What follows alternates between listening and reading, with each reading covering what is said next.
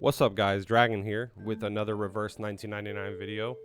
Today I just wanted to kind of make a simple video and do more of like an account overview type thing. Where I'm currently at with the characters that I'm building, my ideas for planning forward into the future with banners that are coming up and certain characters that I'm going to be going harder for and some characters that I'll be okay with missing out on. Also, I wanted to go into what my daily routine is whenever I log into the game. I know for myself, way back in the day when I started playing gacha games and I searched for different videos and stuff like that to kind of look at tier lists or what the daily grind is or what characters to skip and what banners and everything to pull on. You get a lot of mixed opinions on YouTube or Reddit and stuff like that. So I'm going to kind of give my 2 cents on this. I know everyone else has their own opinions, but this is coming from someone who's been playing pretty much 90% of all mainstream gacha games since this genre started. So let's hop right in and we'll get into it. First and foremost, I've pushed Eternity and Melania to I3.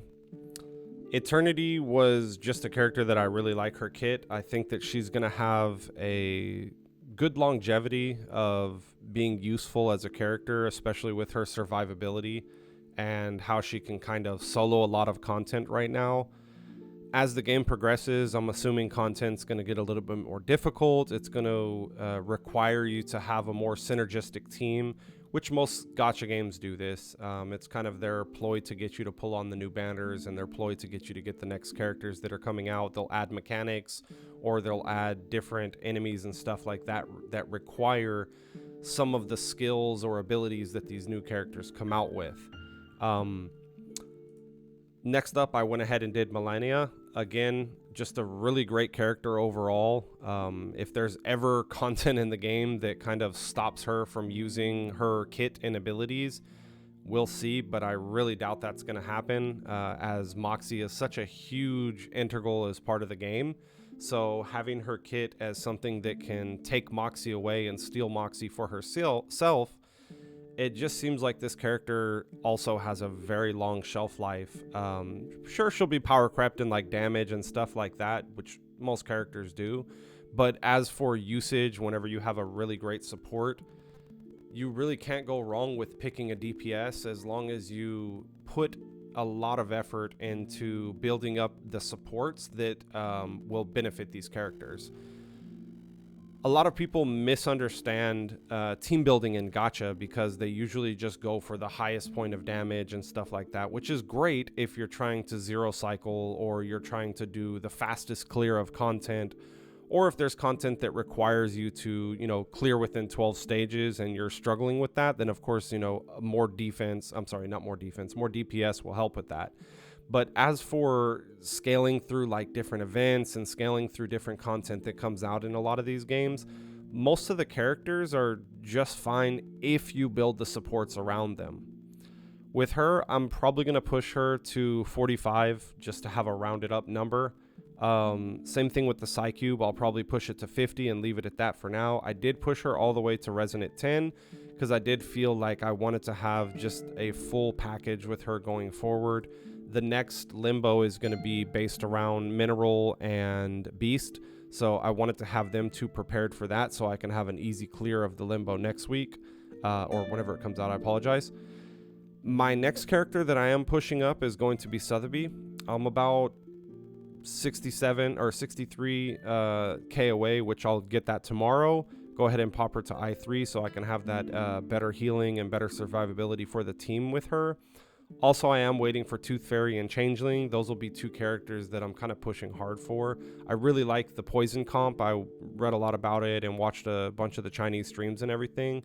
It seemed like a build that I wanted to try out in the future, and it seems like it's very viable for content coming up. Other than that, characters that I've kind of pushed to I2 and left them at 30 is going to be An Lee, Sonetta, Bjorn Bloom, Baby Blue.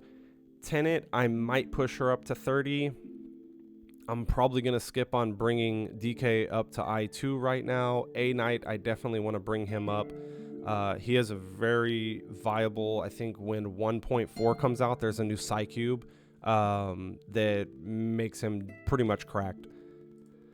As for whenever I get on for daily content, I've already cleared out everything that I can do in the Rimit Cup as for the stamp, so I'm just waiting for the Crisis and everything to come out on there.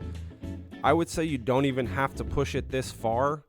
It's probably smart to use your stamina on just straight up going for characters, because once the UTTU event comes out, we'll get a ton of resources that allows you to clear up that shop.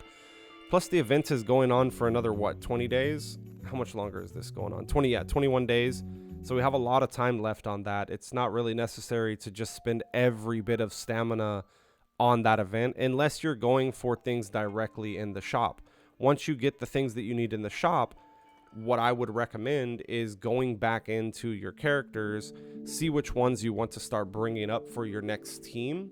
And if you have questions about teams or anything like that, or compositions, please leave it down in the comments. I'll be more than happy to talk to you guys. I am working on a Discord server. If anyone wanted to join in there, I'll have a reverse 1999 section where we can talk about different summons or different team building, the events coming up and everything like that, if you guys are interested.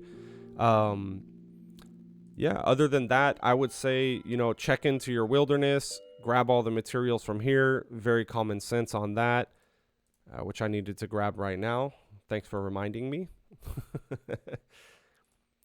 But yeah, when I get online, my main focus right now is seeing which one I want to bring up to the next level, or which characters I want to bring up to their resonate.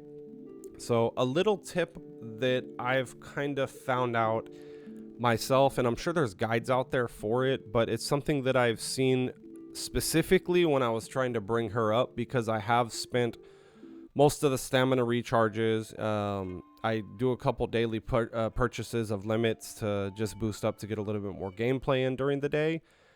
One thing I have noticed is that there's certain stages. Let's see if I can bring it up right now, if I remember exactly which one it was when I was trying to craft this.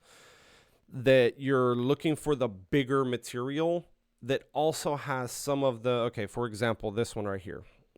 I believe it was 413. Let's check it out real quick. I could be wrong. Yes, okay. So on this one right here, you have the larger material that you're hunting, but you also have the common and lower tier material that allows you to build up to this. So instead of going for runs that just have this one main material that you're trying to go for, check to see if you can find them that have the common material as well. That way, whenever you go to the wilderness, you double up on the materials that you're getting, in sense that you're going to have the smaller based materials in case you miss on some of those, to go ahead and build this. For example, I'm just going over. So the silver ore allows you to build the rough silver ingot, which is part of building the holy silver. So when you're running that specific level that has both the smaller and larger materials in there, you're doubling the value of your stamina spent. If you're hurting on stamina, this is the best advice I can give whenever it comes to utilizing stamina spend when building up characters in Insight or building up characters for your Resonate. Other than that, spend the stamina daily building up your materials and building up your currency. That way, if you have another character that you're looking forward to, like Pickles coming out, you can already have enough of that material and that currency to boost him up to be viable for your team comp right away. If you guys have any questions, like I said, please leave a sub, leave a like down in the comments, and let me know who you guys are looking out for.